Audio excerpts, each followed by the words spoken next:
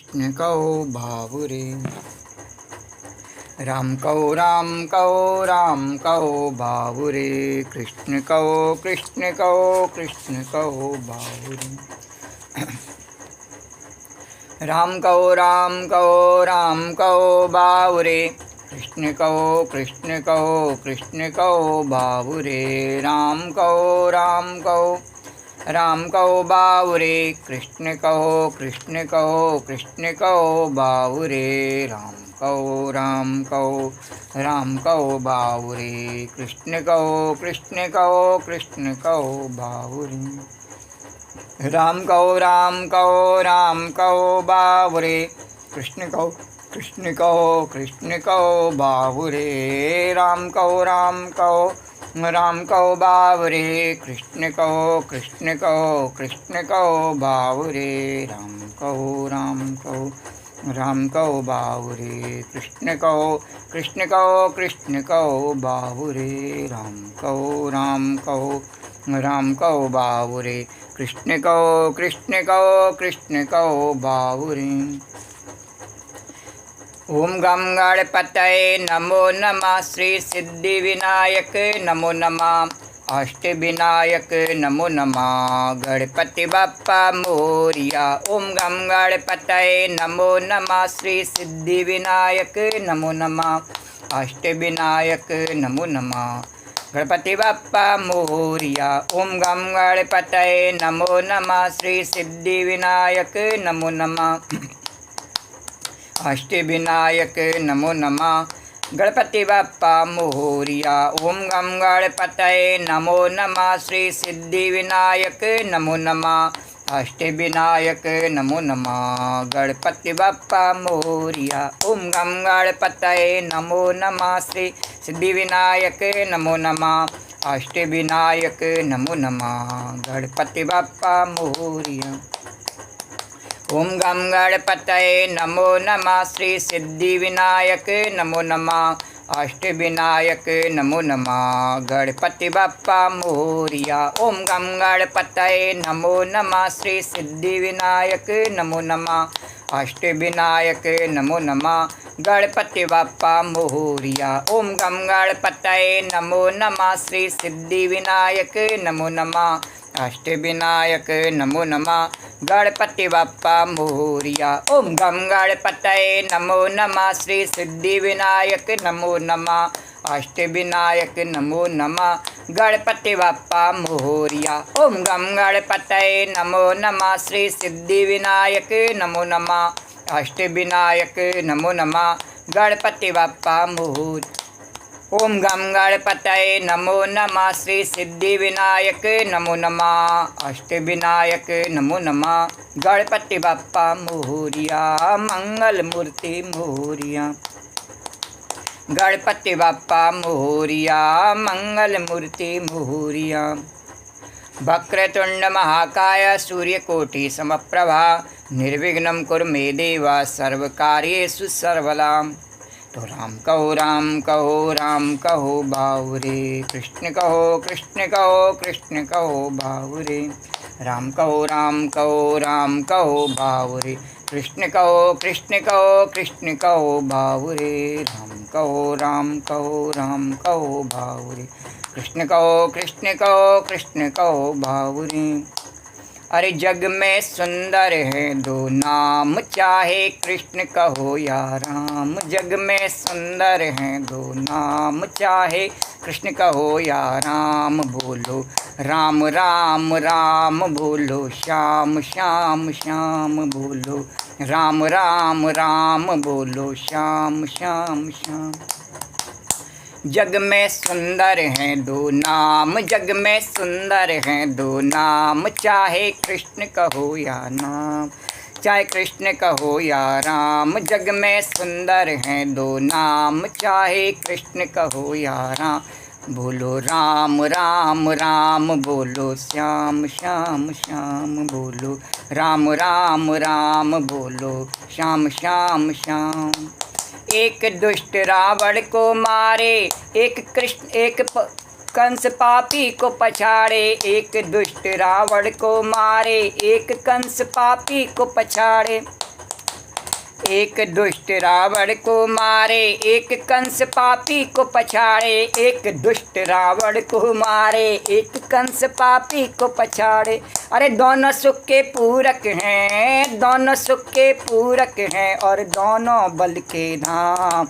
चाहे कृष्ण कहो या राम, चाहे कृष्ण कहो या राम। जग में सुंदर हैं दो नाम, जग में सुंदर हैं दो नाम। चाहे कृष्ण कहो या राम, बोलो राम राम राम बोलो। श्याम श्याम श्याम बोलो, राम राम राम बोलो।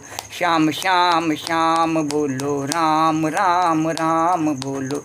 श्याम श्याम श्याम बोलो, राम राम राम बोलो। श्याम श्याम श्याम। तो राम कहो बावरे, कृष्ण कहो कृष्ण कहो बावरे। राम कहो बावरे, कृष्ण कहो बावरे। राम कहो बावरे, कृष्ण कहो बावरे। राम कहो बावरे, कृष्ण कहो बावरे। राम कहो बावरे, कृष्ण कहो बावरे। राम कहो बावरे, कृष्ण कहो बा। बोलो राजा रामचंद्र भगवान की जय। बोलो कृष्णचंद्र भगवान की जय। बोलो द्वारिकाधीश भगवान की जय। बोलो यमुना मैया की जय। जय जय श्री राधे। ओम श्री परमात्मा ने नमः। कल के कथा प्रसंग से आए कन्हैया। कल के कथा प्रसंग में 13वें अध्याय के 19वें श्लोक तक के तात्पर्य का वर्णन किया। उससे आए कथा उसी प्रकार भाव और श्रद्धा के साथ में वर्णन करेंगे।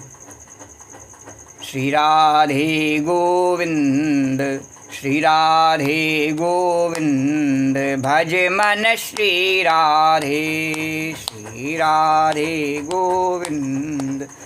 भज मन श्री राधे, श्री राधे गोविंद। भज मन श्री राधे।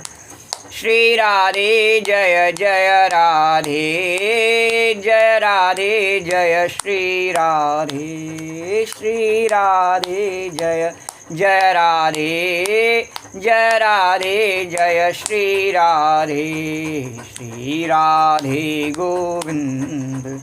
भज मन श्री राधे। प्रकृति पुरुषं चैव विद्वज्ञादि उभावपि विकाराश्च गुणाश्चैव विद्धि प्रकृतिसम्भवान्। प्रकृति पुरुषं चैव विद्वन्नादि उभावपि विकाराश्च गुणाश्चैव विद्धि प्रकृतिसम्भवान्।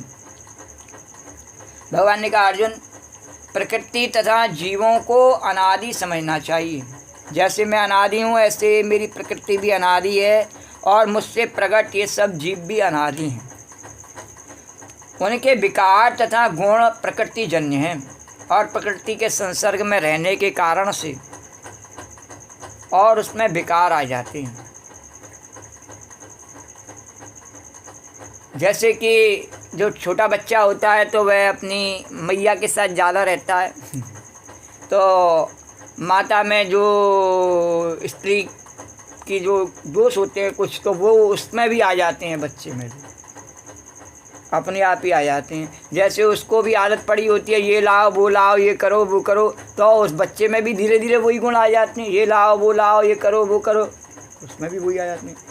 तो जैसे माता में होते हैं नहीं, वैसे उसका लालन पालन वही करती है, तो उसके साथ में वह रहता है और वही उसकी सब मांग को पूरा करती है, तो उसके आचरण को ही ध्यान से देखता है और समझता है, तो उसमें उसके आ जाते हैं। उसी प्रकार से संसार में हम प्रकृति के सब खेल देखते हैं, सब वस्तुएं प्रकृति की बनी हुई देखते हैं, सब व्यक्ति देखते हैं, एक दूसरे से संबंध बनाते हैं और प्रकृति का प्रभाव सब पे देखते हैं, तो हम भी उसके प्रभाव में रहते हैं और उसके विकार जो तीनों गुण हैं, उसके सत्व रज तम, उनका प्रभाव हम पर पड़ जाता है और उससे तीन रस्सियों से हम बंध जाते हैं। बोले द्वारकाधीश भगवान की।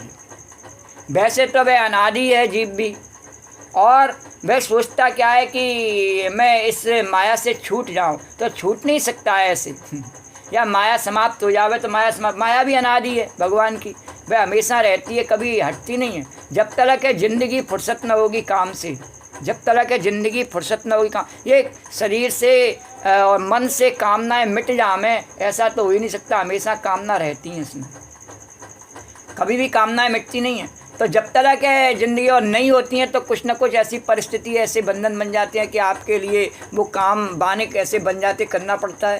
तो जब तक है ज़िंदगी फुर्सत न होगी काम से, कभी होने वाली नहीं है। तो कुछ समय ऐसा निकालो फिर, लेकिन क्योंकि दिव्य आत्मा है तुझमें, भगवान का अंश है, तो कुछ तो ऐसा करके दिखा कि हाँ भगवान का अंश है।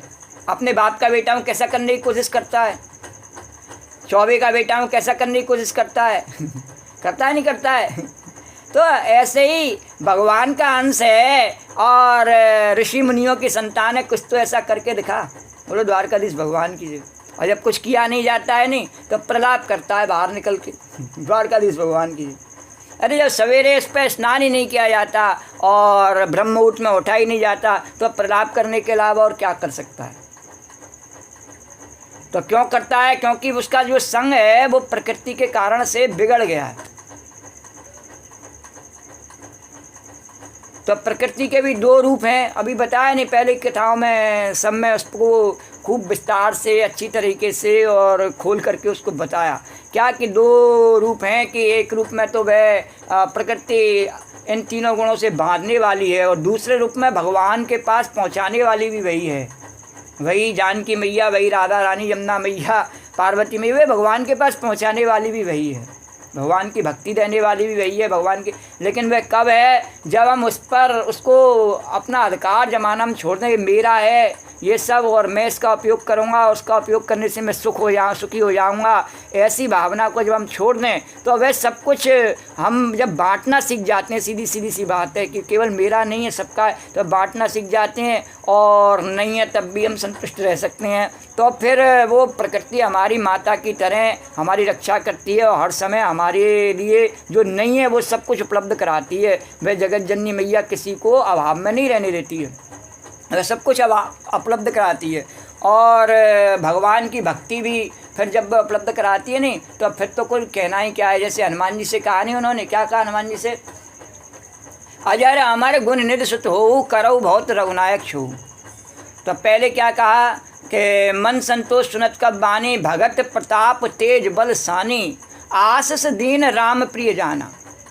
आशीष दीन राम प्रिय जाना, भगवान हनुमान जी को राम प्रिय जाना तो आशीर्वाद दिया। और आशीष दिन राम प्रिय जाना, हो तात बल शील निधाना। और कहा कि आपके अंदर खूब सारा बल, खूब सारी जो है शीलता आपके अंदर बनी रहे।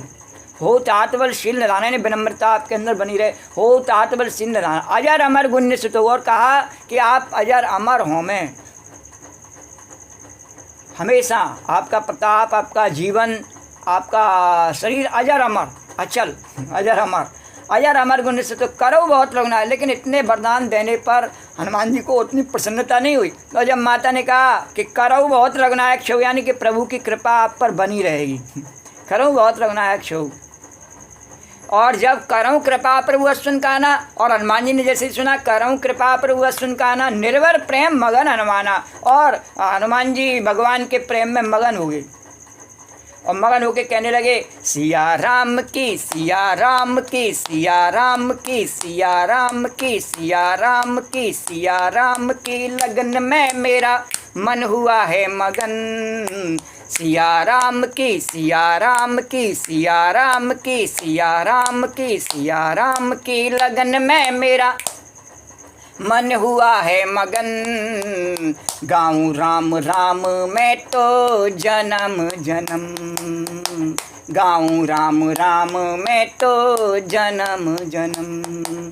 सिया राम की, सिया राम की, सिया राम की, सिया राम की, सिया राम की लगन में मेरा मन हुआ है मगन। सिया राम की लगन में मेरा मन हुआ है मगन।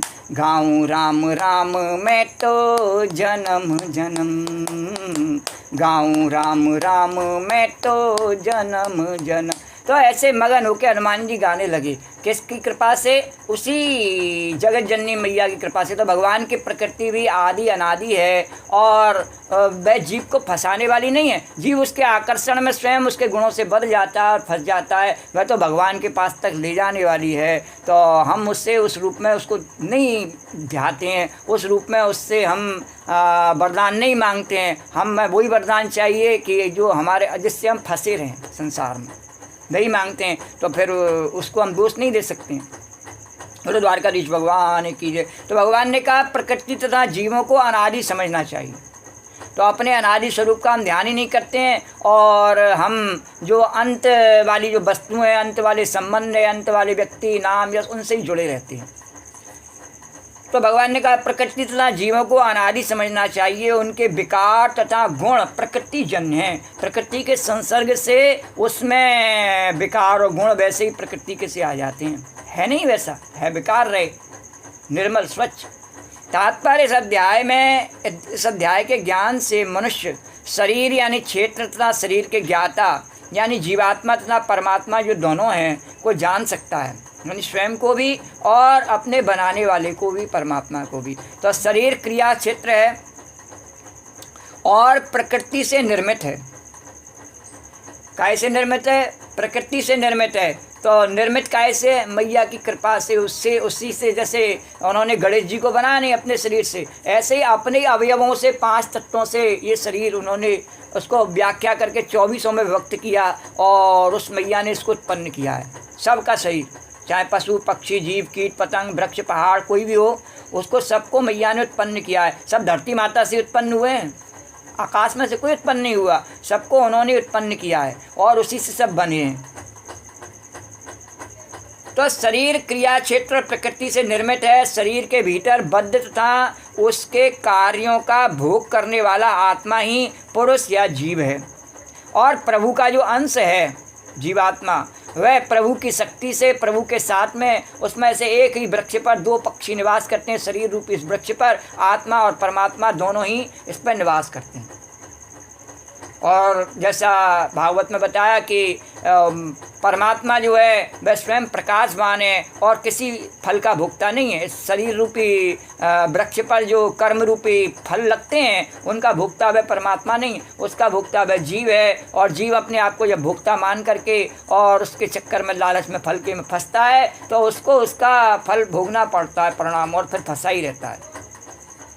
तो ये ज्ञाता है और उसके अतिरिक्त भी दूसरा ज्ञाता होता है जो परमात्मा है। तो एक ज्ञाता वह स्वयं है जीवात्मा और दूसरा ज्ञाता परमात्मा है। और बताया कि दोनों वृक्ष पर, लेकिन अंतर क्या है कि दूसरे को पता है कि वृक्ष कब गिरने वाला है। तो दूसरा जो परमात्मा है नहीं, वो जब देख लेता है कि अब ये वृक्ष काम का नहीं रहा तो उड़ जाता है। तो जीवात्मा फिर ये नहीं कह सकता कि अभी मेरा मन नहीं भरा है, अभी नहीं चलूँगा, उसको चलना पड़ता है उसी समय। बोलो द्वारकाधीश भगवान की जय। तो जो परमात्मा है वह दूसरा उसका ज्ञाता है। निसंदेह यह समझना चाहिए कि परमात्मा तथा आत्मा एक ही भगवान की विभिन्न अभिव्यक्तियाँ हैं। भगवान ने कहा कि मैं स्वयं ही जीव बना हुआ हूँ, तो जीव के रूप में भी मैं ही हूँ और माया के रूप में भी मैं ही हूँ। तो जीवात्मा उनकी शक्ति है और परमात्मा उनका साक्षात, और परमात्मा, जीवात्मा उसकी शक्ति है, परमात्मा का अंश है। प्राकृतिक तथा जीव, प्रकृति तथा जीव दोनों ही नित्य हैं और दोनों ही हर समय से भगवान नित्य है। ऐसे जीव का भी कभी विनाश नहीं होता, हमेशा नित्य है ही है। बार बार शरीर बदलता रहता है और बार बार उत्पन्न होता रहता है और बार बार नष्ट होता रहता है उसका शरीर, लेकिन वह जीवात्मा कभी भी नष्ट नहीं होता है, वह हमेशा नित्य है। तो तात्पर्य है कि वे सृष्टि के पहले से विद्यमान हैं। अभी पहले 3 स्वरूपों में भगवान को बताया, बार बार इसको खूब अच्छी तरीके से समझ लेना चाहिए कि शेष सैया पर भगवान पौड़े हुए हैं और लक्ष्मी जी उनके पैर दबा रही हैं। तो ये तीनों ही झांकी भगवान की, तीनों स्वरूप नित्य हैं। ये झांकी भगवान की नित्य है। तो यह भौतिक अभिव्यक्ति परमेश्वर की शक्ति से है और उसी प्रकार जीव भी है। तो ये सब संसार भगवान की शक्ति से और ये दृश्यमान हो रहा है, दिखाई दे रहा है, इसमें परिवर्तन होते हुए भी दिखाई दे रहे हैं सब। किंतु जीव श्रेष्ठ शक्ति है, लेकिन भगवान, जीव भी भगवान की शक्ति है। और जीव श्रेष्ठ कैसे है? जीव को श्रेष्ठ कैसे बताया भगवान ने कि जीव जो है चाहे तो माया के प्रभाव में नहीं आए, चाहे तो कब चाहे। तो जीव माया के प्रभाव में नहीं आने के लिए उसको क्या करना चाहिए कि पहले माया को अपनी माता समझ ले वे। और जब माता समझ ले तो फिर गलत काम नहीं करे, तो गलत काम नहीं करे तो माता के उपकार से भगवान तक पहुंच जावे और फिर माया के चक्कर से बच जावे। तो वह तो स्वयं अपने आप खुलने के लिए तैयार बैठी हुई है, वो खुलने के लिए तैयार नहीं है। वो कहता है नहीं मुझको तो बांध लो और दे दो और दे दो, तो बंध जाता है। फिर तब दे देती है माता, तो फिर कहती है दे देती है, तो इसका भुगतान भी करता रहे, लेता रहे और भुगतान करता रहे, लेता रहे भुगतान करता रहे। बोलो द्वारकाधीश भगवान कीजिए। जैसे गाय है नहीं, तो गाय को हम चाहिए, हमें दूध चाहिए गाय से। ये सब संसार ऐसा ही है, बिल्कुल गाय का उदाहरण धरती माता का उदाहरण है नहीं। तो गाय का स्वरूप उसको क्यों कहा जाता है? तो गाय से हमें दूध चाहिए, तो दूध चाहिए तो क्या है, उसके लिए सानी पानी सब व्यवस्था करनी पड़ती है, उसकी सेवा करनी पड़ती है। ऐसे ही थोड़े ही, ऐसे संसार से कुछ भी चाहिए तो उसके लिए केवल कह देने से कि खाण कहे मुख मीठा हुए राम कहे हर कोई तर जाइए, जैसे केवल चीनी चीनी कहने से और चीनी आ नहीं सकती है मुख में, इसी प्रकार से राम राम केवल कहने से और सबरे ठगी के काम करने से और कोई तर नहीं जाता है।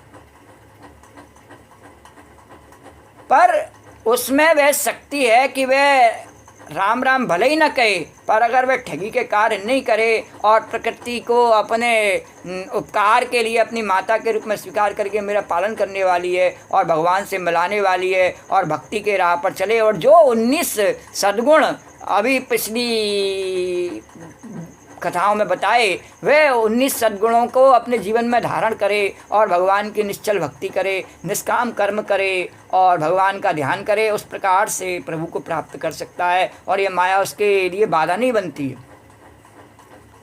इसलिए जीव श्रेष्ठ है, वो उसको भगवान के पास तक जाने के लिए माया रोक नहीं सकती है, इसलिए भगवान ने कहा वह श्रेष्ठ है।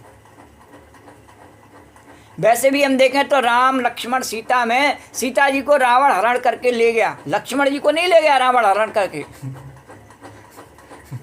जीव श्रेष्ठ शक्ति है। और लक्ष्मण जी ने जो वहाँ पर युद्ध किया मेघनाथ के साथ में, तो वहाँ भी लक्ष्मण जी पर जब उसने बाण छोड़े मेघनाथ ने, तो जितने भी उसके अस्त्र थे सब लक्ष्मण जी की परिक्रमा करके और चली गई। तो भगवान ने कहा जीव बिल्कुल जैसे मैं हूँ वैसे मेरी श्रेष्ठ, और भगवान ने खुद कहा जग में सखा निशाचर जेते लक्ष्मण हनई निमिषमऊ तेते। तो भगवान ने कहा जीव जो है वो श्रेष्ठ, माया से श्रेष्ठ शक्ति है मेरी, किंतु वह इतना दीनहीन कैसे हो जाता है? इतना दीनहीन ऐसे हो जाता है कि थोड़े से भोजन के लिए, थोड़े से संबंध के लिए उसके मन में लालच आ जाता है। तो लालच आ जाता है तो फिर वो अपने आप ही पशु वृत्ति अपना लेता है। फिर तो जैसे भी हो उसको अपने लालच की पूर्ति करनी है, तो वह मनुष्यता का आचरण छोड़ करके और पशु आचरण को धारण कर लेता है कि कैसे भी हो मेरी इच्छाओं की पूर्ति होनी चाहिए। कि जो जो इच्छाएं मैं पशु शरीरों में नहीं कर पाया पूरी, वो सब मनुष्य शरीर में पूरी कर लो, ऐसे मनुष्य शरीर का दुरुपयोग करता है। इसलिए जीव तुच्छ हो जाता है तो भगवान की श्रेष्ठ शक्ति जीव। तो जीव तथा प्रकृति इस ब्रह्मांड के उत्पन्न होने के पूर्व से विद्यमान है और शुरू से ही विद्यमान है भगवान के साथ में। ऐसा नहीं है कि भगवान जो है, इसीलिए भगवान को त्रिगुणात्मक कहा गया। ये शुरू से भगवान के साथ में है। और प्रकृति तो महाविष्णु में लीन हो गई और जब इसकी आवश्यकता नहीं तो यह महत तत्व के द्वारा प्रकट हुई, इसकी आवश्यकता पड़ी तो यह महत तत्व के द्वारा प्रकट हुई। तो भगवान में लीन रहती है, भगवान के वक्षस्थल पर लक्ष्मी जी विराजमान भगवान में लीन रहती हैं और जब आवश्यकता पड़ती है जहाँ जैसी है वैसी भगवान प्रकट कर देते हैं। तो इसी प्रकार से जीव भी उनके भीतर रहते हैं और चूंकि वे बद्ध हैं अतएव परमेश्वर की सेवा करने से विमुख हैं, इस तरह उन्हें वैकुंठ लोक में प्रविष्ट होने नहीं दिया जाता। तो जीव भी भगवान की शक्ति है और भगवान के अंश से प्रकट है, किंतु वह वैकुंठ में क्यों नहीं जा सकता? क्योंकि यहाँ के पदार्थों से जो मोह है नहीं, उसके कारण से वह जा नहीं सकता। यहाँ के पदार्थों को हमने कस के पकड़ रखा है, उसके बिना हम नहीं रहेंगे, उसके बिना नहीं रहेंगे, इस आदमी के बिना नहीं रहेंगे, इस वस्तु के बिना नहीं रहेंगे, इस स्थान के बिना नहीं रहेंगे, और वो सब छूट जाता है। फिर जमुना मैया की जय। तो लेकिन प्रकृति के व्यक्त होने पर भी उन्हें भौतिक जगत में पुनः कर्म करने और वैकुंठ लोक में प्रवेश करने की तैयारी करने का अवसर दिया जाता है। बद्ध होने पर भी भगवान अवसर देते रहते हैं, बार बार अवसर नहीं देते भगवान। जो जिस समय कोई कार्य नहीं है उस समय हमारे पास अवसर नहीं है भगवान का नाम गाने का, उसका गुणगान करने का अवसर है या नहीं है, पर उस कार्य को हम बड़ा तुच्छ छोटा काम समझते हैं। हम क्या समझते हैं, तो बेकार का काम है, इसको करने से कुछ नहीं होता है। अब ये तो जो करता है वही समझ सकता है, जो करता ही नहीं उसको कैसे पता कि कुछ होता है नहीं होता है। और कुछ नहीं भी हो तब भी अपने बनाने वाले मालिक का गुणगान करने में और हमेशा अच्छा ही अच्छा है, अपने माँ बाप का नाम लेने में और व्यक्ति को हमेशा उसका अच्छा ही होता है, बुरा क्या होता है। अपने गुरुजनों का उपकार को याद करने में, उनके गुणगान करने में कोई उसका बुरा हो जाता है? नहीं हो जाता है। पर हमारे पास में समय व्यर्थ चर्चाओं में हम उसको व्यतीत कर देते हैं, पर भगवान का गुणगान करने वाले कार्य को हम कभी महत्वपूर्ण समझते ही नहीं हैं। इसलिए हमारी मुक्ति हो नहीं पाती, पूरा जीवन हमारा किलय और प्रपंच में बीत जाता है। तो इसीलिए कहा कि वैकुंठ लोक में प्रवेश करने की तैयारी का अवसर दिया जाता है, और नहीं तो बद्ध जीव को वहाँ प्रवेश दिया नहीं जाता है, पर भगवान अवसर देते हैं। हाँ ठीक है, तो इस भौतिक सृष्टि का यही रहस्य है। तो अवसर भगवान ने कैसे दिया है कि धर्म, अर्थ, काम और मोक्ष। पहले धर्म पर चला इस शरीर रूपी गाड़ी को, मन रूपी ड्राइवर को और बुद्धि रूपी ड्राइवर को, मन रूपी कंडक्टर को धर्म पर चला। फिर धर्म पर चलाए करके और जीवन को सार्थक बना, कुछ भौतिक अर्थ कमा, कुछ जीवन के आध्यात्मिक अर्थों को समझ, और फिर उसके बाद में अगर कुछ ऐसी काम हैं जो संसार में सबके हित के लिए हैं, उन कार्यों को कर। काम कौन सा बताया भगवान ने? जो सबके हित के लिए हैं, उसके लिए कहा कर्मण्येवाधिकारस्ते। अपने स्वार्थ के लिए काम करने के लिए भगवान ने नहीं कहा, कुछ नहीं करे अपने लिए, भगवान ने कहा सब जगह, लेकिन परमार्थ के लिए काम कर, और तब मोक्ष के लिए तुझे कोई प्रयत्न करने की आवश्यकता नहीं है। ऐसा करेगा तो जो स्वधर्म का पालन करता है उसकी मोक्ष की गारंटी तो मेरी अपनी है। स्वधर्म का अपना पालन कर। पर व्यक्ति सोचता है नहीं ये तो बेकार का काम है, बेकार का था तो जो हमारे पूर्वज थे वो इसी कार्य को करते थे और उनकी कृपा से हम भी मस्ती में रहते हैं आनंद से। तो अगर वो ऐसा नहीं करते होते तो क्या ऐसा हो जाता? नहीं। तो हम क्या समझते हैं उनके धन कमाने से ऐसा हुआ? नहीं, उनके धन कमाने से ऐसा नहीं है, उनके धर्म कमाने से ऐसा है। अगर धन कमाने से ऐसा होता तो धन तो बहुतों के पास भी है और बहुतों के पूर्वज अभी भी उसका इंतजाम कर गए हैं और बहुतों के तो जीवित भी बड़े हैं, ऐसे वरिष्ठ व्यक्ति उनके घरों में बैठे हैं जो खूब सारे ला के दे रहे हैं, बड़े बड़े फैक्ट्री व्यापार चल रहे हैं, पर उनके पास में भगवान के गुणगान करने के लिए फुर्सत नहीं है। तो ये इस भौतिक सृष्टि का यही रहस्य है कि वह धर्म पर चलता है तो भगवान उसको मौका देते हैं, बार बार चलना ही नहीं चाहता है तो फिर भगवान क्या करें।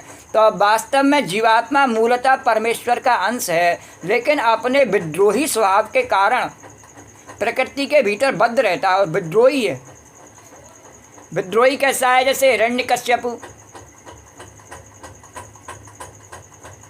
हिरण्यकश्यपु भगवान को ढूंढने के लिए और गया, वैकुंठ में पहुंचा तो भगवान अंतर्धान हो गई। भगवान ने वरदान दे दिया था ब्रह्मा के रूप में कि न मैं दिन में मरो न रात में मरो न, ऐसे उसके वरदान पूरे करने थे उसको उतने समय के लिए उसको ऐश्वर्य भोग देना था। उसने तपस्या की बहुत कठिन, तो भगवान को देना था उसको ऐश्वर्य भोग उतने समय के लिए, इसलिए भगवान अंतर्धान हो गया। उसका समय नहीं आया था अभी, तो भगवान ने कहा कोई बात नहीं है, अभी इसका समय नहीं है, तो भगवान अंतर्धान हो गए। अंतर्धान उसके हृदय में ही जाके बैठ गए भगवान, सबके हृदय में बैठे, उसके हृदय में ही बैठे भगवान। अब वो ढूंढ रहा था सब जगह हिरण्यकश्यपु, कहाँ है भगवान, कहाँ है भगवान, नारायण कहाँ है, नारायण कहाँ है नारायण, पर उसने अपने हृदय में झांक के नहीं देखा। इसीलिए भगवान सबके हृदय में रहते हैं। भगवान हृदय में क्यों रहते हैं? इसीलिए रहते हैं कि भगवान को पता है कि ये बाहर मेरी माया का आकर्षण इतना है कि उससे हट कर के मेरे आकर्षण तक नहीं पहुंच पाएंगे, लेकिन हाँ जो पहुंच जाते हैं कृष्ण के आकर्षण तक, तब जान जाते हैं कि जैसा कृष्ण का आकर्षण है ऐसा किसी का नहीं है संसार में, तब पहुंच जाते हैं। ये लेकिन माया का आकर्षण इतना है कि पहुंचने ही नहीं देता है। ये जो माया रूपी पर्दा है नहीं, ये भगवान के बिहारी जी के दर्शन करने ही नहीं देता है, टकटकी लगा के नहीं करने देता है। जैसे वो क्यों नहीं करने देता है? क्योंकि रामचरितमानस में ने रेहू एक टकटकी एक लख टकटकी रोकी तो विभीषण जो है भगवान को टकटकी लगा के देख रहा, तो टकटकी लगा कैसे देखता ही रहा, पलक भी नहीं उसकी झपक रही थी, ऐसे भगवान को देख रहा था। सादर ते ही आगे करवानर चले जहाँ रघुपत करना का, दूर ही ते देखे दो भ्राता, नैना नंद दान के दाता, बहु राम छवि धाम बिलोकी, और रेऊ ठटुक एक टक पल रोकी। और भगवान को ऐसे ही अपनी पलक बिना झुकाए देखता ही रहा। तो बाद में जो भगवान की सेवा के निज भक्त होते हैं, तो भगवान की गोपी है, कोई भी भगवान के सेवक हैं, तो वो कहते हैं अरे कोई ऐसा आ गया विभीषण जैसा, क्योंकि उस समय जो सुग्रीव और आदि जो परकर थे नहीं, उनको सुग्रीव को बहुत बुरा लगा, बोले इतने दिन से हम सेवा कर रहे हैं और इसने टकटकी लगा के भगवान को क्या देखा। तुरंत भगवान ने इसको अपना इतना प्रिय मित्र बना लिया कि मेरी भी भगवान ने नहीं सोची, जबकि मैंने कहा इसको बांध के रख लूँ, मेरी भगवान ने नहीं रखी बात इसके आगे, ऐसे टकटकी लगा के किसी को नहीं। तो इसीलिए उसमें बिहारी जी में पर्दा आता रहता है, टकटकी लगा के नहीं देखना भगवान को। लेकिन जो देख लेता है और भगवान जैसे दिखा देते हैं जबरन, देख रे मेरे को देख गोपी, तो फिर जब उसको देखने के बाद में फिर किसी काम की रहती नहीं, फिर उसके जब आँखों में हृदय में सब जगह कृष्ण की छाप लग जाती है, कृष्ण कृष्ण नज़र आता है, तो फिर किसी काम की रहती नहीं।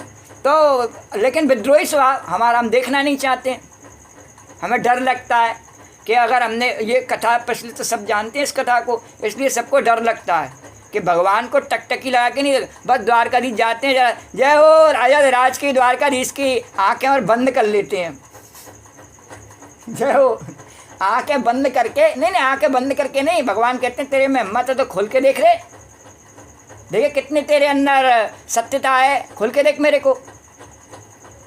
अब बंद कर लेते हैं आँखें, तो बंद कर ले हुए आँखें, तो भगवान कहता है बंद करके भीतर देख। तो जैसे ही भीतर झाँकने की कोशिश करते हैं, तो पहले अपने जो ऊपर कलुषित विषय वासना भोग रखी कीचड़ रखी हुई है ना, वो नज़र आती है। जैसे द्वारकाधीश के मंदिर के लिए दूर दूर से जब दर्शनार्थी आते हैं नहीं, तो पहले उनको स्वामी घाट से लेकर के और वहाँ तक कीचड़ के ढेर दिखाई देते हैं, चौक बाजार से और स्वामी घाट तक बहुत सारे कीचड़ के ढेर उनको दिखाई देते हैं। ऐसे ही जब भगवान के लिए भीतर हम अपने हृदय में उसको झांकी का दर्शन करना चाहते नहीं, तो अपने स्वार्थ की जो कलुषता है, कीचड़ है कामनाओं की, वो हमारे को दर्शन करने में विघ्न डालती है। लेकिन हम देखते हैं कि वो यात्री उस कीचड़ की परवाह नहीं करते और द्वारकाधीश तक पहुंच जाते हैं, बोलो द्वारकाधीश भगवान की जय। तो हमें भी अपने हृदय में जाने के लिए ये गंदगी तो हमेशा रहेगी, भगवान की कृपा से जब दूर होगी उस क्षण के लिए तो इस गंदगी को हटा देना चाहिए, लेकिन उसको हम नहीं हटा पाते। और जब हटा नहीं पाते हैं तो क्या कहते हैं कि भगवान का दर्शन तो सुलभ नहीं है, इसलिए थोड़ा सा हम करेंगे, ज़्यादा कर लिया तो कहीं हम बाबा जी नहीं हो जाए, बैरागी नहीं हो जाए, इसलिए डर जाते हैं। तो अपनी कलुषित वासनाओं से हमें इतना प्रेम है कि नर्क हमें इतना प्रिय है कि उसमें ही हम रमे रहते हैं। अपने प्रपंच में, अपने नर्क में, नौमन नर्क में हमें बड़ा आनंद आता है। जैसे स्वरिया को आनंद आता है नहीं, नर्क में ही उसको आनंद आता है, ऐसे ही कलयुग के हम जीवों को अपने नौमन नर्क में ही आनंद आता है, उसमें पड़े हुए हमें बड़ा प्रसन्नता रहती है। तो द्वारकाधीश को हम टकटकी लगा के देखने नहीं जाते, टकटकी लगा के देखे मैंने तो मंदिर से वापस नहीं आ पावे, जो टकटकी लगा के देखे तो। और जो देखो कितने बड़ी आश्चर्य की बात है, जो दूर से लोग आते हैं नहीं और वो दर्शन करने के लिए जा रहे होते हैं, तो उनको रोकते हैं, पंडा लोग रोकते हैं उनको, गाइड पंडा है नहीं, अरे हम तुम्हारे को दर्शन कराएंगे, हमारे साथ चलो, हम दर्शन कराएंगे, ये कराएंगे, वो कराएंगे, इतना दे देना हमको, इतना वो कर देना। तो जब कोई साथ चलता है ठीक है, और नहीं भी चलता है तो फिर क्या होता है कि जो वो कहता है ए बाबा हटो, जरा हटो, आप हट जाइए, आपसे मना कर दिया नहीं, हट जाइए, और वो हट जाता है, और वो जो इतनी दूर से आया है, कई किलोमीटर दूर से, कोसों दूर से आया है, वह दर्शन करने द्वारकाधीश में चला जाता है। और वो जो बाहर खड़ा हुआ है ना, वो बाहर ही खड़ा रह जाता है। अगर एक भी यजमान उसकी आज पकड़ में नहीं आया, एक भी रोजगार, तो वो भीतर द्वारकाधीश में नहीं जा पाता है, वह द्वारकाधीश के दर्शन से वंचित ही रह जाता है। तो बताओ द्वारकाधीश की महिमा कि जो बिल्कुल पास में है उसको दर्शन नहीं दिए, और इतनी दूर से, कोसों दूर से बुलाए करके और व्यक्तियों को दर्शन दे रहा है प्रभु, उसकी माया का क्या कहना है। बोलो द्वारकाधीश भगवान की जय। और फिर भी उसको व्यक्ति कहते हैं केवल एक मूर्ति है बस सिर्फ।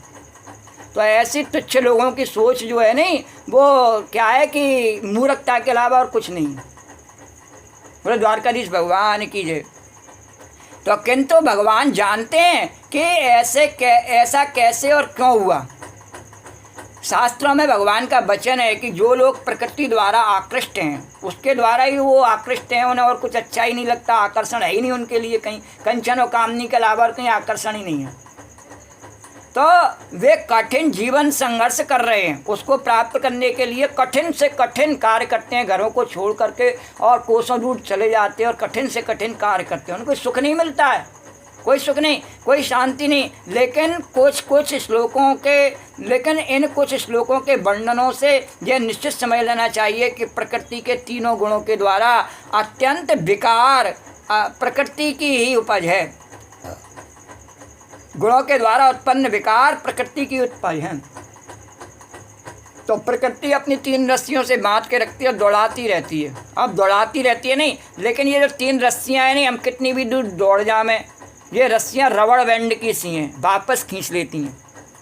ये सत्य राज तम की जो रस्सियाँ हैं नहीं, ये माता की, ये वापस संसार में जो भी कितनी भी दूर उड़े उसको अपने पास में वापस खींच लेती है। वहाँ तक नहीं उड़ पा सकता है वो अपनी सामर्थ्य से, और प्रभु की शरण तक नहीं उड़ सकता, उसको चैलेंज नहीं कर सकता है भगवान को। तो जीवों के सारे विकार तथा प्रकार शरीर के कारण है, और जहाँ तक आत्मा का संबंध है सारे जीव एक से हैं, सब जीव एक से ही हैं। सबकी एक ही अभिलाषा है, प्रभु की शरण में चले जाना और जीवन मृत्यु का झंझट छूट जाना और आराम से राधे राधे गाना बस्ती से।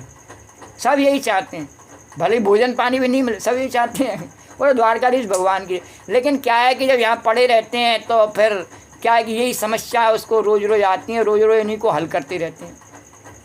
अरे तो मूर्ख, ये तो हमेशा अभी बताया नहीं, तो बनी रहेंगी, ये कहाँ से हट जाएंगी। ये तेरे को अपने अंदर ऐसा साहस पैदा करना होगा, 5 मिनट 10 मिनट 20 मिनट कुछ तो कर ऐसा साहस। तो वो साहस है नहीं है, तो बोलो द्वारकाधीश भगवान कीजिए। कार्य कारण तत्व हेतु प्रकृति उच्यते, और पुरुष सुख दुखा नाम और भोक्तृत्व हेतु उच्यते।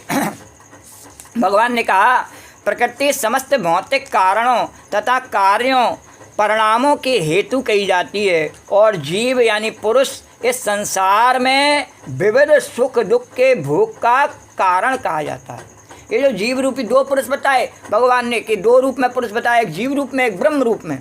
तो कहीं जीव को भी पुरुष कहा गया, कहीं ब्रह्म को भी। तो यहाँ जीव के लिए कहा गया कि जो जीव जो है इस संसार में विविध सुख दुखों के भोगने का कारण कहा जाता है। क्यों? क्योंकि वह प्रकृति को अपना बंधन मान करके और फिर उस बात को स्वीकार करता है। प्रकृति को अपने बंधन छुड़ाने वाली माता के रूप में स्वीकार नहीं करता है। जो भवबंधन छुड़ाने वाली माता के रूप में नहीं स्वीकार करता है, वह क्या चाहता है कि खूब सारी मेरे पास लक्ष्मी वैभव खूब हो मेरे पास में, ऐसा चाहता है। जबकि उसके 3 रूप हैं माता के, सरस्वती रूप है और दूसरा शक्ति रूप है और तीसरा धन रूप है।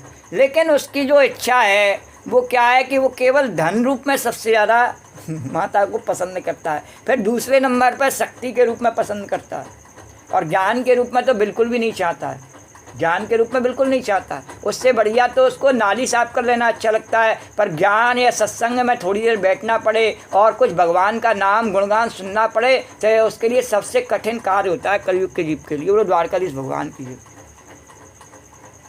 तो प्रकृति इस संसार में उसके जुड़ जाने के कारण प्रकृति से और संसार में सुख दुख के भोग का कारण कहा जाता है। यानी वास्तव में वह सुख दुख नहीं भोग रहा होता है, प्रकृति ही उसे भोग रही होती है। वह भोक्ता अपने आप को समझता है, लेकिन वह पदार्थ ही उसे एक दिन भोग जाते हैं और वो पदार्थ यहीं रह जाते हैं, सब यहीं पर रह जाते हैं और वह अपन चला जाता है, शरीर भी यहीं रह जाता है और जीव से छोड़ कर चला जाता है। और जो मुक्ति का जो साधन है उसको थोड़े से हीरे मोती कंकड़ पत्थर इनके लालच में इसको और लुटा देता है। बोलो द्वारकाधीश भगवान की जय। तात्पर्य, जीवों में शरीर तथा इंद्रियों की विभिन्न अभिव्यक्तियां प्रकृति के कारण हैं। कुल मिलाकर 84 लाख भिन्न भिन्न योनियां हैं और ये सब प्रकृति जन्य हैं। हम इन सब शरीरों में जाते हैं, इसलिए हमारे इस शरीर में भी उन शरीरों की आदत पड़ी रहती है। जीव के विभिन्न इंद्रिय सुखों से ये योनियां मिलती हैं, विभिन्न इंद्रिय सुखों से योनियां मिलती हैं, जो इस प्रकार इस शरीर या उस शरीर में रहने की इच्छा करता है। जब वह जैसी इच्छा को करता रहता है, उसी के लिए प्रयत्न करता रहता है, तो कभी कभी तो उसका मनुष्य शरीर भी ऐसा ही बन जाता है। जैसा वो काम करता है, जैसा प्रयत्न करता है, मनुष्य शरीर में रहते हुए भी लगता है ऐसा ही है, उसी पशु जैसा, उसी पक्षी जैसा नज़र आता है। तो जब उसे विविध शरीर प्राप्त होते हैं तो वह विभिन्न प्रकार के सुख तथा दुखों को भोगता है। उसके भौतिक सुख दुख उसके शरीर के कारण होते हैं, स्वयं उसके कारण नहीं। ये जितने भी सुख दुख हैं अपने आप को शरीर मानने के कारण और शरीर में रहने के कारण ही हैं। शरीर के दुख सुख से ही सुख दुख अनुभव होते हैं, अन्य कोई उसके कारण से सुख दुख नहीं है। अपनी आत्मा में उसके में कोई विकार नहीं, कोई सुख दुख नहीं है, कोई भूख नहीं है, कोई प्यास नहीं है, कोई उसमें अन्य क्रिया नहीं है, उसमें कोई सुख दुख नहीं है। इस शरीर के कारण से ही सब दुख सुख हैं। तो उसकी मूल अवस्था में भोग में कोई संदेह नहीं रहता है। अतएव यही उसकी वास्तविक स्थिति है। उसके लिए वो भोग आवश्यक नहीं है मूल अवस्था में। उसके लिए जब अगर वो अपने ध्यान में बैठा हो तो बड़े बड़े व्यक्ति ऋषि मुनि जो हैं वो कई दिनों तक भूखे प्यासे रह लेते हैं आराम से, कोई उन्हें फ़र्क नहीं पड़ता है, क्योंकि उसकी जो मूल स्थिति है आत्मा की उसको कोई आवश्यकता नहीं है। और शरीर के निर्वाह के लिए और वह अभ्यास करके कई दिनों में और थोड़ा सा खाए पी करके और फिर शरीर को, और जो रोज़ खाते हैं उनसे कहीं ज़्यादा उसका शरीर निरोगी और बलिष्ठ होता है। वो द्वारकाधीश भगवान की पहाड़ों पर जो तपस्या करते हैं उनका शरीर, और उनकी आयु भी बहुत अधिक होती है। और यहाँ धन कमाते कमाते मर जाते हैं, फिर हार्ट फेल जल्दी हो जाते हैं और जल्दी निकल जाते हैं। बोल द्वारकाधीश भगवान की। तो सोचो कि कौन, और जानबूझ करके हम ऐसा सौदा करते हैं खराब, और फिर उस पर अपने आप को इतराते हैं और अपने आप को बड़ा धन्य समझते हैं।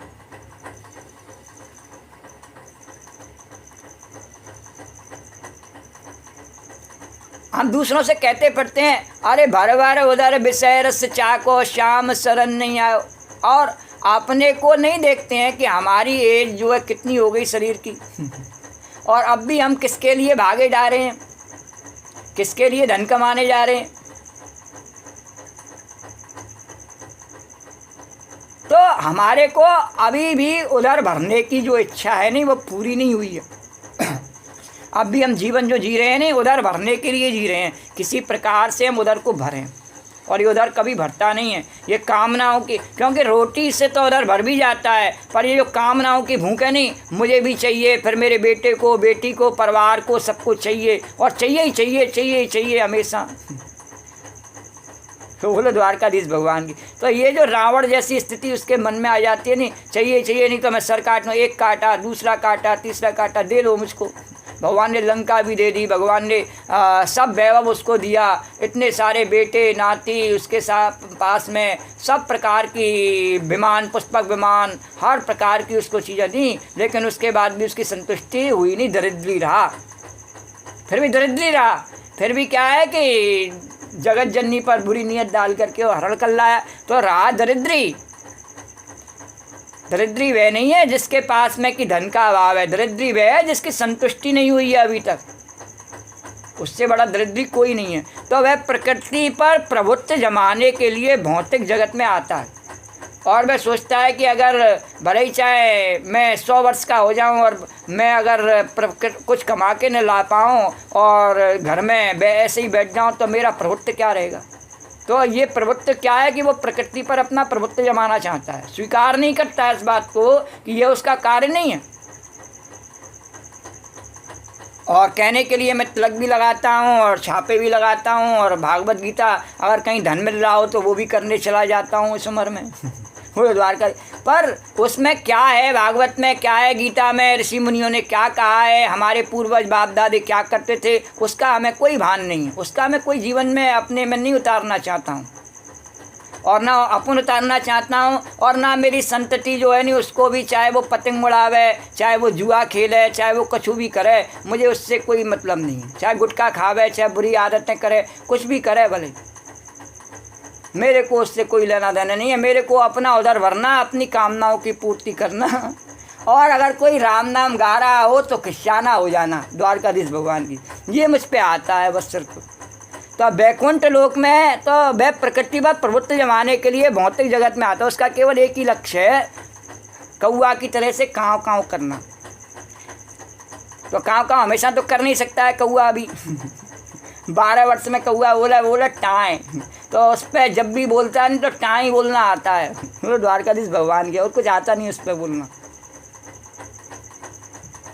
तो वो अब बेचारा जब अपने आप को साबित कर दे कोई मैं कौआ ही हूँ, उस पर टाँय बोलना ही आता है, तो उसका क्या बुरा मानना। द्वारकाधीश भी कह देते हैं गोपी कोई बात नहीं, थोड़ा उसको भी टाँय कर लेने दे, उसकी बेचारे की मन की थोड़ी निकल जाए भड़ास तो वैकुंठ लोक में ऐसी कोई वस्तु नहीं होती जहाँ पर कि जिसके अंदर हम आकर्षित होते हैं, खाने की, पीने की, सोने की, घूमने की, बात करने की कोई वस्तु नहीं होती। तो वैकुंठ लोक शुद्ध है, किंतु भौतिक जगत में प्रत्येक व्यक्ति विभिन्न प्रकार के शरीर सुखों को प्राप्त करने के लिए कठिन संघर्ष में रत रहता है। हमारे सारे जो संघर्ष हैं वो शरीर को सुख पहुंचाने के लिए हैं। बढ़िया खाना चाहिए, बढ़िया पहनना चाहिए, तेल फुलेल चाहिए, गाड़ी चाहिए, मोटर चाहिए, रहने के लिए बढ़िया मकान चाहिए, शरीर को सुख देने के लिए आपस में जो संबंध चाहिए, और जो भी है उसको सब शरीर के सुख देने के लिए चाहिए। तो यह कहने से बात और स्पष्ट हो जाएगी कि शरीर इंद्रियों का कार्य है। और ये शरीर क्या है, ये बहुत सारी इंद्रियों के मनोरथों को पूरा करने के लिए एक बाहरी एक डिब्बा है आवरण। तो इंद्रियां इच्छाओं की मूर्ति का साधन है। ये देवताओं की जो इच्छाएं नहीं, भिन्न भिन्न देवताओं की इंद्रियों के स्वामी हैं, और सबके शरीर में रहकर उन इच्छाओं को पूर्ति करते रहते हैं। हम सोचते हैं कि हमारा जीवात्मा पूर्ति कर रहा है, नहीं, उसको कोई सुख नहीं मिल रहा। तो ये शरीर तथा हेतु रूप इंद्रियां प्रकृति द्वारा प्रदत्त हैं, और ये सब प्रकृति द्वारा बने हुए हैं। और जैसा कि अगले श्लोक में स्पष्ट हो जाएगा कि जीव को अपनी पूर्व आकांक्षा तथा कर्म के अनुसार परिस्थितियों के बस वरदान या शाप मिलता है। परिस्थितियों के बस में, जैसा वो परिस्थितियों के आधार पर उस कार्य को करता है। कभी कभी जैसे अर्जुन कर रहा है उस कार्य को, कितने को मार रहा है लेकिन उससे कोई पाप नहीं लग रहा है, और कहीं एक को भी मारने का पाप लग रहा है, एक भी जीव हत्या हो गई तो पाप लग रहा है, और कहीं इतनों को मार करके भी पाप नहीं लग रहा है। तो ऐसा क्या है कि वो परिस्थिति के आधार पर उस पाप पुण्य का निर्णय होता है। तो शाप और वरदान उसी कारण से मिलता है। तो जीव की इच्छाओं तथा कर्मों के अनुसार प्रकृति उसे विभिन्न स्थानों पर पहुंचाती है। जिस इच्छा के वशीभूत होकर के कर्म किया जाता है, नहीं स्वार्थ की, उसके आधार पर उसको उसका फल मिलता है, निष्काम कर्म करने पर नहीं मिलता है। और जीव स्वयं ऐसे स्थानों में जाने तथा मिलने वाले सुख दुख का कारण होता है। एक प्रकार का शरीर प्राप्त हो जाने पर वह प्रकृति के बस में हो जाता है। जब उसे कोई भी शरीर मिलता है तो वह प्रकृति के बस में ही रहता है शरीर, क्योंकि वह उसके 5 तत्वों से बना है या विस्तार से 24 तत्वों से बना है, तो उससे अलग वह नहीं चल सकता है।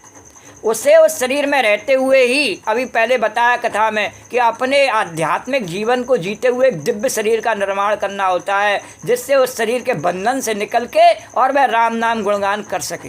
बोलो द्वारकाधीश भगवान, क्योंकि इस शरीर से नहीं कर सकता है वह भगवान की दिव्य कथाओं को। जैसे भगवान ने कहा नहीं कि इन आँखों से तू मेरे को नहीं देख सकता है, तो ऐसे ही ये गीता भागवत रामायण सबके पास में, पर इस शरीर से, इन आँखों से, इस वाणी से नहीं पढ़ सकता है, नहीं देख सकता है। द्वारकाधीश भगवान की जय। उसके लिए क्या करे, उसके लिए बताया नहीं पहले 19 उसको सद्गुण बताए, इनमें से कुछ अपनावे, जिनमें सबसे पहले विनम्रता बताई। अब विनम्रता उसमें 70 साल में, 80 साल में, 90 साल में उसमें विनम्रता की जगह उसमें डंक मारने की आदत ही बनी रही, विनम्रता आई नहीं उसमें। बाबा भी बन गया, दादा भी बन गया, नाना भी बन गया, सब बन गया, पर उसमें विनम्रता नहीं आई। दूसरे को उत्तेजित करने के लिए हम क्या वाणी बोले, खराब से खराब, ये उसमें बात आई। इतने समय भी बोलो द्वारकाधीश भगवान की जय। तो परोपदेश कुशल बहुतेरे, जे आचरण ते नर न घनेरे। जो उसका आचरण करें जीवन में, वो ऐसे नहीं तिलक छापे लगा लेने से और बड़ी बड़ी बातें बनने से, ऊंची ऊंची बातों से किसी का पेट भरता नहीं। ऐसी ऊंची ऊंची बातें बना लेने से, और जैसे किसी का पेट नहीं भरता है नहीं बातें बनाने से, और उसके लिए उसे प्रयत्न करना पड़ता है। ऐसे ही केवल वैदिक शास्त्रों की, गीता की, भागवत की केवल बातें बना के खड़े होकर के और चौराहों पर ठट्टा करते हुए बातें बना लेने से और उसके जीवन का कल्याण नहीं हो जाता, उसकी नैया पार नहीं हो जाती है। उसके लिए उसे प्रयत्न करना होता है, भगवान की कृपा के अनुकूल बनना होता है। वो द्वारकाधीश भगवान की जय। तो एक प्रकार का शरीर प्राप्त हो जाने पर वह प्रकृति के बस में नहीं, तो ये शरीर तो प्रकृति के बस में है ही है, सबका ही है। क्योंकि शरीर पदार्थ होने के कारण प्रकृति के नियमानुसार कार्य करता है। हमने द्वारकाधीश का जो है सानिध्य प्राप्ति नहीं किया, उनकी सानिध्य से वह शरीर प्राप्ति नहीं किया, उनकी वह कृपा प्राप्ति नहीं की, उनकी वह वाणी प्राप्ति नहीं की, उनकी वह नेत्र प्राप्ति नहीं किए, उनकी वह श्रवण शक्ति प्राप्ति नहीं की भगवान की, तो हमारा कल्याण कैसे हो सकता है? इस प्रकृति के नेत्रों से होगा? नहीं। ये तो हमेशा वही देखना चाहती है जिसको देखने से इसको ह्रास हो, हानि हो, कलुषित रास्ते पर चले। वही सुनना चाहती हैं जिसको सुनने से और विकार प्रपंच पैदा हों। वही बोलना चाहती है इसको बोलने से और किसी को कष्ट होवे। तो उस समय शरीर में ऐसी शक्ति नहीं कि वह उस नियम को बदल सके, नहीं बदल सकता है कोई शरीर। तो मान लीजिए कि जीव को कुत्ते का शरीर प्राप्त हो जाए, तो जो ही वह कुत्ते के शरीर में स्थापित किया जाता है, उसे कुत्ते की भांति आचरण करना होता है और उसको वही आचरण करना पड़ जाता है। ढोल गवार शूद्र पस नारी और सकल ताड़ना के अधिकारी, उनको वही जीवन जीना पड़ता है, नहीं सुधार कर सकते हैं अपना। तभी तो इतनी ऋषि मुनियों ने घरों तक में भगवान ने कृपा करके और ऐसी बातें बतलवाई और ऋषि मुनियों के माध्यम से घर घर में भगवान रखवाए, और फिर भी नहीं कर पाए। घर घर में गीता भागवत तुलसीदास जी ने रामचरितमानस लिख के घर घर में रखी, तो वह अन्यथा आचरण नहीं कर सकता है। और लेकिन नहीं कर सकता है, क्या करे, फंस गया, आपने आपको वही मान लिया। तो उसे कुत्ते की भांति और आचरण करना होता है, वह अन्यथा आचरण नहीं कर सकता। और यदि जीव को सूकर का शरीर प्राप्त होता है तो वह मल खाने और सूकर की भांति रहने के लिए बाध्य है। वह अपनी स्थिति को सुधारने के लिए उसमें कोई प्रेरणा ही नहीं है, कोई भगवान की चेतना ही नहीं है, कोई शक्ति नहीं है। तो है तो सही, पर वो इतना अपने विकारों की, उसने अपने स्वार्थ की इतनी कीचड़ भर ली है कि वह उसके पास तक आ ही नहीं पाती, उसको महसूस नहीं हो पाती है। जैसे गांधारी ने आंखों पर पट्टी बांध ली नहीं, तो ऐसे ही हम मुँह तक सौर को ढकले में, तो सूर्य भगवान की किरण हमें महसूस ही नहीं हो पाती हैं। द्वारकाधीश भगवान की, तो ज्ञान रूपी भगवान की जो किरण है, वैराग्य रूपी, भक्ति रूपी, वे हमें महसूस ही नहीं होती हैं जीवन में। इतने हमारी अपनी कामनाओं का आवरण चढ़ा रहता है और अंधे हो जाते हैं उसमें। तो इसी प्रकार यदि जीव को देवता का शरीर प्राप्त हो जाता है तो वह अपने शरीर के अनुसार कार्य करना होता है। यही प्रकृति का नियम है। लेकिन समस्त परिस्थितियों में परमात्मा जीव के साथ रहता है। पर जीव जो भी कर्म करता है नहीं, वो उसके साथ में रहता है, जुड़ा हुआ। हम तुम चोरी से नहीं, भगवान कहता है हम तुम जोरा जोरी से बधे एक डोरी से। मैंने जोरा जोरी से बांधा है, चैलेंज करके बांधा है। कोई मेरे से अलग नहीं है, मेरे से अलग अपनी सत्ता नहीं बना सकता है। ये मेरी राम की दुनिया, राम की सत्ता है, राम राम सत्य। कोई अलग कोई नियम नहीं बना सकता इससे अलग। तो वेदों में इसकी व्याख्या इस प्रकार की गई है कि दौ सपर्णा मनुजा सखाया। परमेश्वर जीव पर इतना कृपालु है कि वह सदा जीव के साथ रहता है और सभी परिस्थितियों में परमात्मा रूप में विद्यमान रहता है। पुरुषा प्रकृतिस्थो ही भुंक्ते प्रकृते जन्म गुणान कारणम गुण संगोष्या सरसद्यो निजन्मसु। भगवान ने कहा इस प्रकार जीव प्रकृति के तीनों गुणों का भोग करता हुआ प्रकृति में ही जीवन बिताता है। उस पर प्रकृति के साथ उसकी संगति के कारण है इस तरह उससे उत्तम तथा अधम योनियां मिलती रहती हैं। भगवान ने कहा अर्जुन, ये जीव जो है जब फंस जाता है तो तीनों गुणों का ही अपने को उसी को अपना जीवन मान लेता है बढ़ा हुआ और उसी में बिताता है। फिर उसको अन्य कोई अपने कल्याण के लिए आध्यात्मिक पथ पर चलने का उसके मन में विचार आता ही नहीं। तो यह उस प्रकृति के साथ उसकी संगति के कारण है।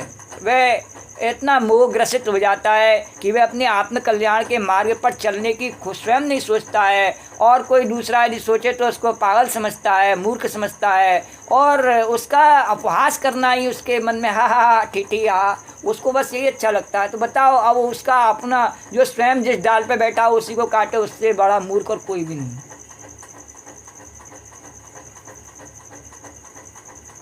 तो वह उस प्रकृति के साथ उसकी संगति का कारण है। इस तरह उससे उत्तम तथा अधम योनियां मिलती रहती हैं और इस शरीर में और अलग योनियां मिलने की बात तो बात की बात है। इसी शरीर में ऐसे विकार पैदा हो जाते हैं कि व्यक्ति को लगने लगता है कि ये शरीर मुझे अब नहीं चाहिए। बोलो द्वारकाधीश भगवान की। तो तात्पर्य यह श्लोक समझने के लिए महत्वपूर्ण है कि जीव एक शरीर से दूसरे में किस तरह देहांतरण करता है। एक शरीर से दूसरे शरीर में कैसे जाता है जी? तो इसकी भगवान ने कहा जाकी रही भावना जैसी हरि मूरत देखी थी तैसी। भावना के आधार पर तो ये भावना भगवान के लिए भी है और अपने लिए भी है कि अंत मति सा गति, जब आखिर में अपनी मति जिधर चली जाती है नहीं उधर ही जीवन चला जाता है। या जो हमारे मस्तक में मन में हमेशा छाया रहता है जिसका आकर्षण जिस योनि का, वह हमारे लिए सुगम होता है, वही उसी में वो देहांतरण करता है। दूसरे अध्याय में बताया गया कि जीव एक शरीर को त्याग कर दूसरा शरीर उसी तरह धारण करता है जिस प्रकार कोई वस्त्र बदलता है। वस्त्र का परिवर्तन इस संसार के प्रति आसक्ति के कारण है और इस संसार में ये वस्त्र का परिवर्तन भी क्या है, वस्त्र हम जो पहनते हैं या उसको बदल के पहनते हैं तो संसार में लोग हमको अच्छा समझे, सुंदर समझे, कोई गंदा नहीं समझे, ऐसे करते हैं।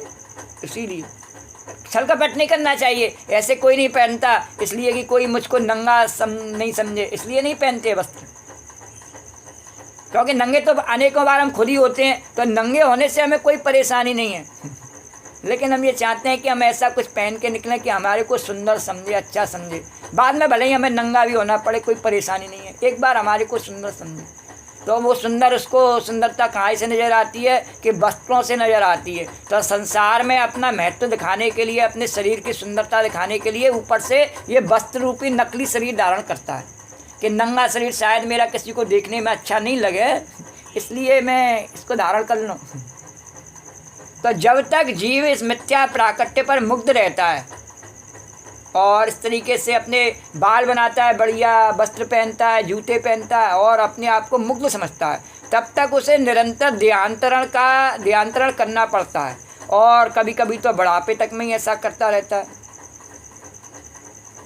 तो प्रकृति पर प्रभुत्व जमाने की इच्छा के फलस्वरूप वे ऐसी प्रतिकूल परिस्थितियों में फंसता रहता है।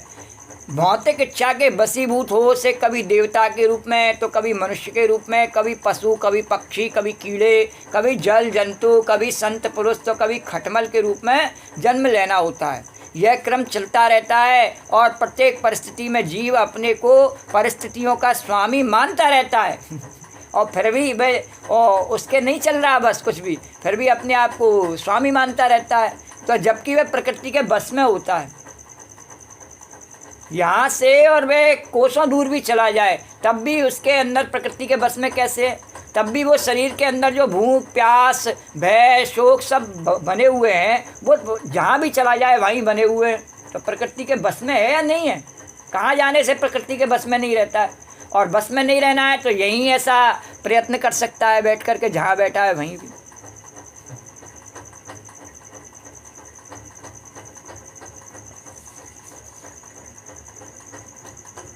यहाँ पर बताया गया कि जीव किस प्रकार विभिन्न शरीरों को प्राप्त करता है।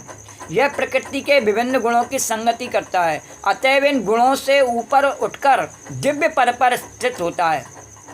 और जैसे शरीर अपनी इच्छा से उसको सोचता रहता है और वैसे ही कर्म करता रहता है, तो उसको वही शरीर प्राप्त होता है। वो कह रहे ये तो मेरी इच्छा ही नहीं थी, तेने काम ही, अब कोई कुत्ते ही कैसे काम करे जीवन भर और उसको कुत्ता का ही शरीर मिले, कोई बंदर कैसे करे उसको बंदर का सा मिले। तो इस प्रकार से फिर बाद में भगवान को शिकायत करे कि मैंने तो ऐसी इच्छा नहीं करी। तो भगवान ने कहा ये इच्छा कोई जरूरी थोड़ी है कि तेने एक बार इच्छा क्या करी, तेने रोज जो इच्छा करी उस पर तेने कार्यान्वित किया। जिस इच्छा के वशीभूत होकर तेने कार्य किए वही तेरी इच्छा मानी जाएगी। वो इच्छा नहीं मानी जाएगी जिससे तेने अपने कार्य प्रणाली में उसे परिणत नहीं किया, वह तेरी इच्छा नहीं मानी जाएगी। तेरी इच्छा है, जैसे भजन करने की इच्छा है तो कर पहले।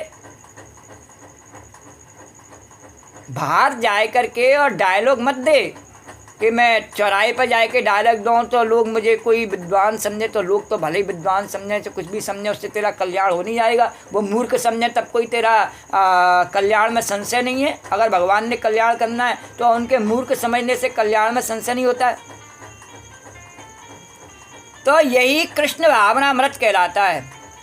कृष्ण भावनामृत में स्थित हुए बिना भौतिक चेतना मनुष्य को एक शरीर से दूसरे शरीर में देहांतर करने के लिए बाध्य करती रहती है, क्योंकि अनादि काल में उसमें भौतिक आकांक्षाएं व्याप्त हैं। लेकिन उसे इस विचार को बदलना होगा। यह परिवर्तन प्रामाणिक स्रोतों से सुनकर ही लाया जा सकता है। इसका सर्वश्रेष्ठ उदाहरण अर्जुन है, जो कृष्ण से ईश्वर विज्ञान का श्रवण करता है।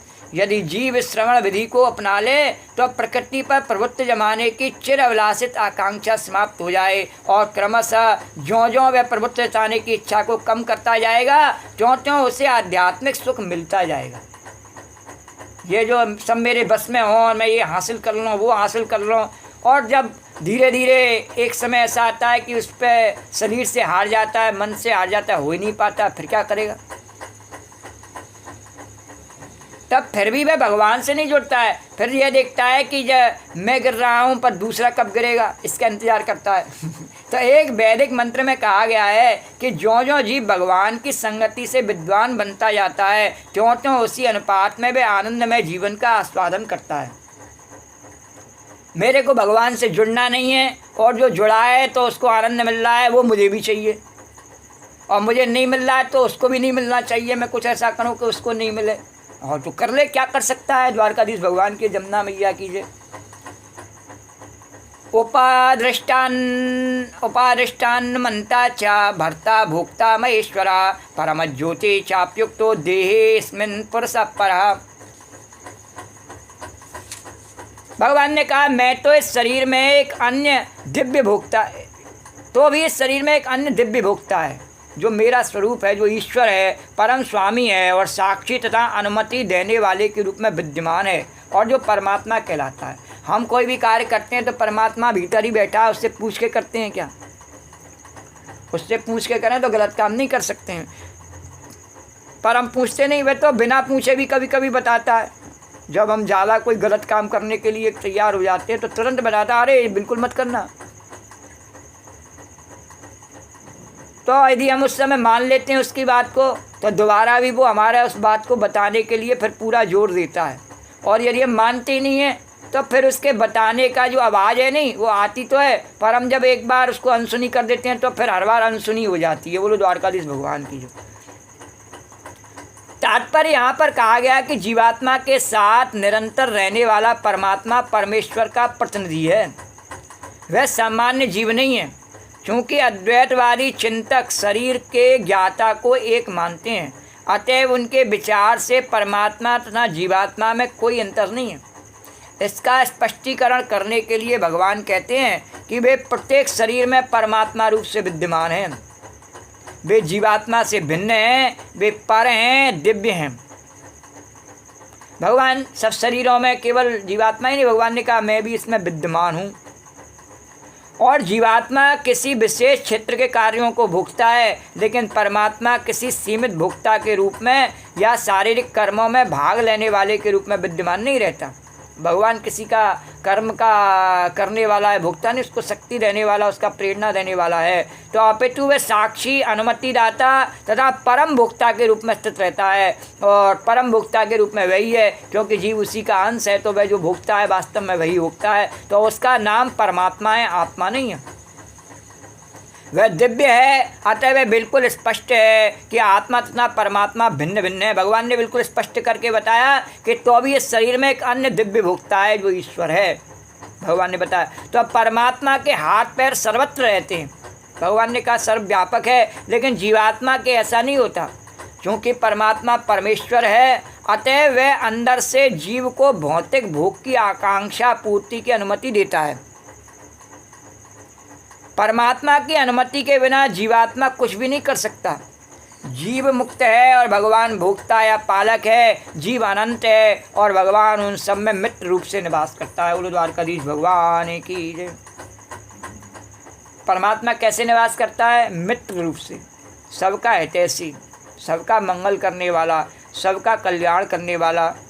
तो तथ्य है कि प्रत्येक जीव परमात्मा का नित्य अंश है और दोनों मित्र रूप में घनिष्ठता पूर्वक संबंधित हैं। जीव ने अपना संबंध क्या बनाया है और अपनी भावना से हम कैसा संबंध भगवान से बनाए, बात की बात है। और भगवान ने तो पहले ही अनेकों जगह गीता में ही कह दिया है, भगवान ने अपनी वाणी में कि मैं उसका मित्र हूँ, वह मेरा मित्र है और मेरा ही स्वरूप है। लेकिन जीव में परमेश्वर के आदेश को अस्वीकार करने की, प्रकृति पर प्रभुत्व जमाने के उद्देश्य से स्वतंत्रतापूर्वक कर्म करने की प्रवृत्ति पाई जाती है। पर हमारा जीव का स्वभाव कैसा है कि जो प्रभु कहता है कि तू मेरे भजन करने से और उसी में तेरी प्रसन्नता है, उसी में तेरा सुख है, पर हम बार बार क्या कहते, नहीं, आपका भजन करने से तो मेरे को मन की चीज़ खाने के लिए रसमलाई नहीं मिल रही, वो कैसे मिलेगी? भगवान कहते हैं पर जा भट्टी में पड़।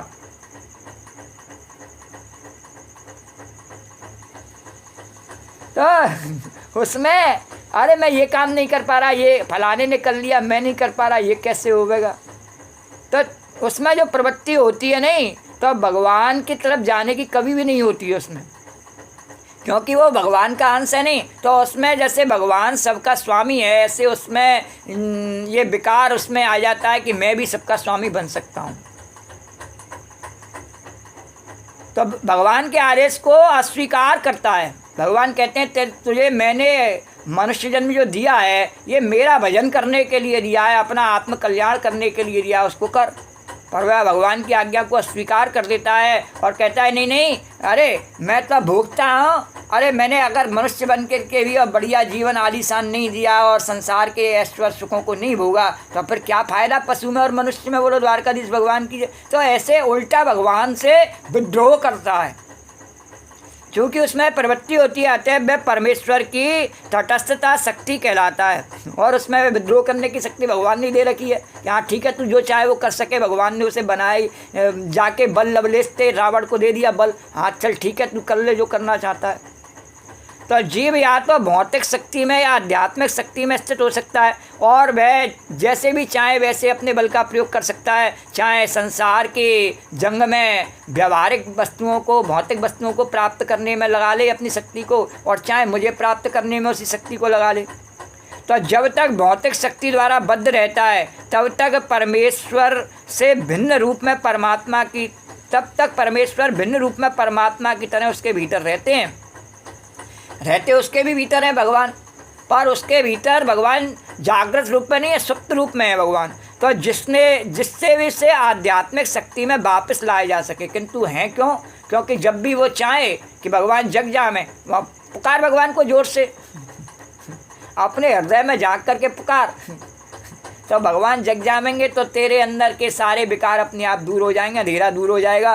तो जिसने उसे आध्यात्मिक शक्तियाँ वापस लाए जा सके, इसलिए भगवान हमेशा कहते हैं हाँ मैं हूँ, ऊपर हाथ करके सनाथ जी बाबा बुला रहे हैं, आजा आजा आजा मेरी शरण में आजा, मैं तेरे पास तेरे हृदय में ही बैठा हूँ। तो भगवान उसे आध्यात्मिक शक्ति से वापस ले जाने के लिए सदैव उत्सुक रहते हैं।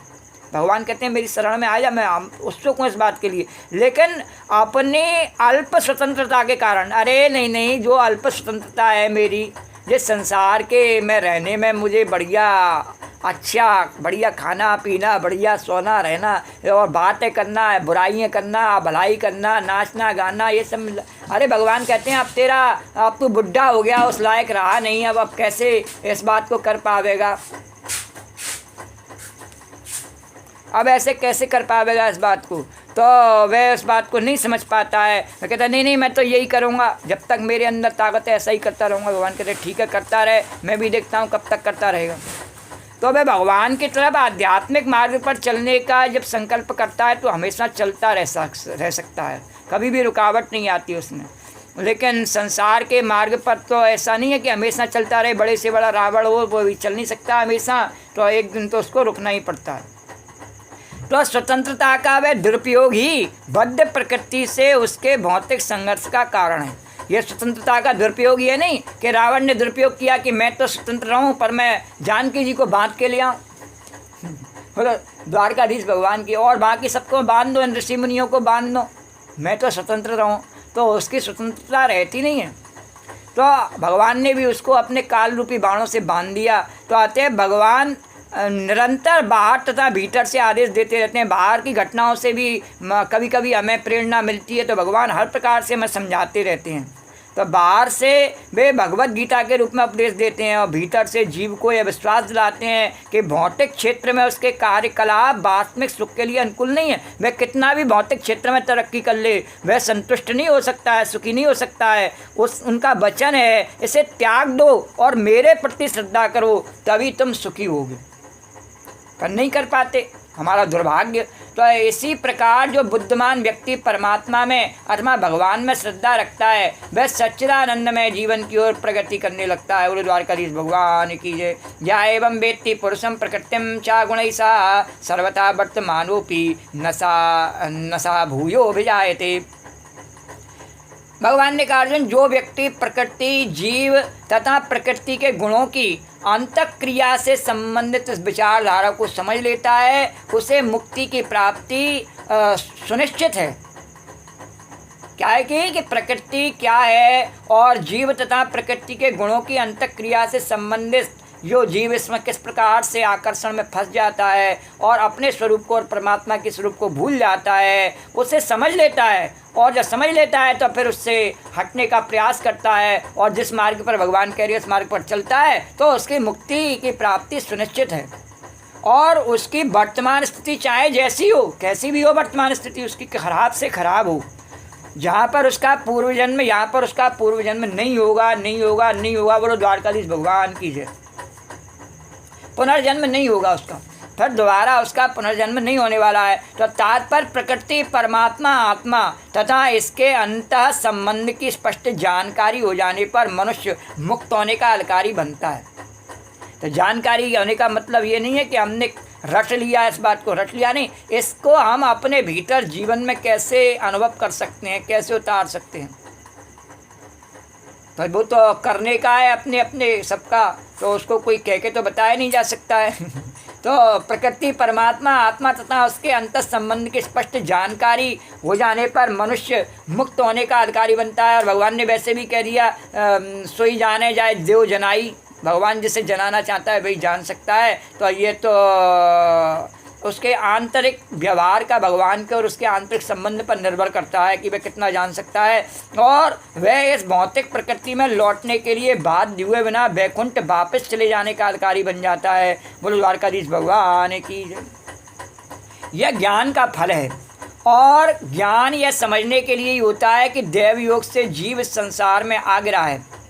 उसे प्रामाणिक व्यक्तियों, साधु पुरुषों तथा गुरु की संगति में निजी प्रयास द्वारा अपनी स्थिति समझनी है।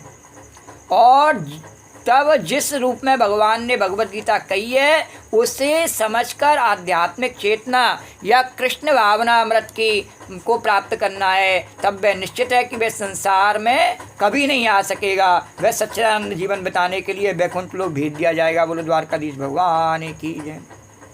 तो भेज दिया जाएगा। तो जो भगवान इतना हमारे लिए कृपालु है, दयालु है, उसके लिए हम थोड़ा सा, और जो हमें सब कुछ देता है और ऐसा मौका भी देता है, तो किस माध्यम से देता है कि भगवान ने हमारे को 24 घंटे में बहुत सारी सांसें दी हैं जीने के लिए, जिनको हम अपने स्वार्थ के लिए, अपने बुरे कामों के लिए प्रयुक्त करके बेकार में जाने देते हैं, और आखिर में जब चली जाती हैं तब राम राम सत्य की उसके पीछे वाले आवाज़ लगाते हैं, राम राम सत्य, राम राम सत्य।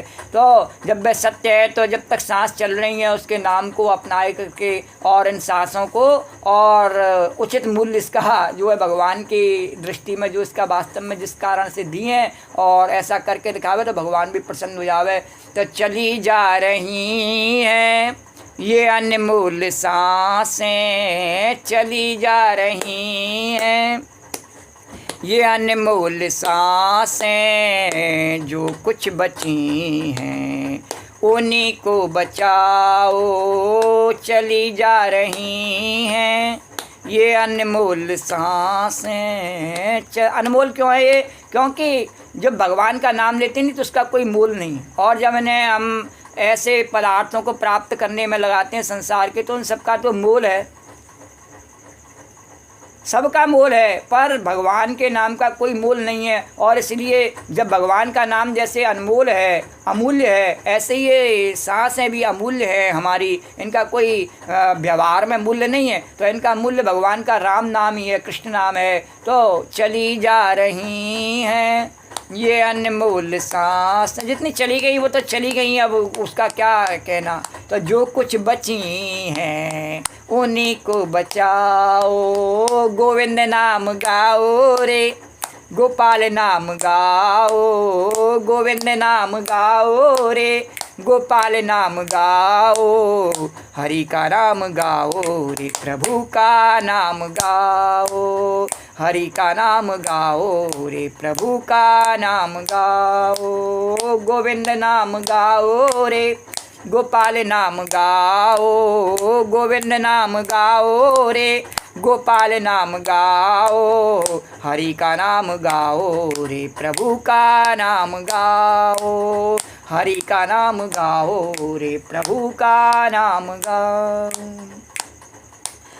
हरे राम गाओ रे, हरे कृष्ण गाओ, हरे राम गाओ रे, हरे कृष्ण गाओ, हरे राम, हरे राम, हरे राम, हरे राम, हरे राम गाओ रे, हरे कृष्ण, हरे कृष्ण, हरे कृष्ण, हरे कृष्ण, हरे कृष्ण गाओ, हरे राम गाओ रे, हरे कृष्ण गाओ, हरे राम गाओ रे, हरे कृष्ण गाओ, हरे राम गाओ रे, हरे कृष्ण गाओ, सीताराम गाओ रे, राधे श्याम गाओ, सीताराम गाओ रे, राधे श्याम गाओ, गोविंद नाम, गोविंद नाम गाओ रे, गोपाल नाम गाओ, गोविंद नाम गाओ रे, गोपाल नाम गाओ, हरि का नाम गाओ रे, प्रभु का नाम गाओ, हरि का नाम गाओ रे, प्रभु का नाम गाओ।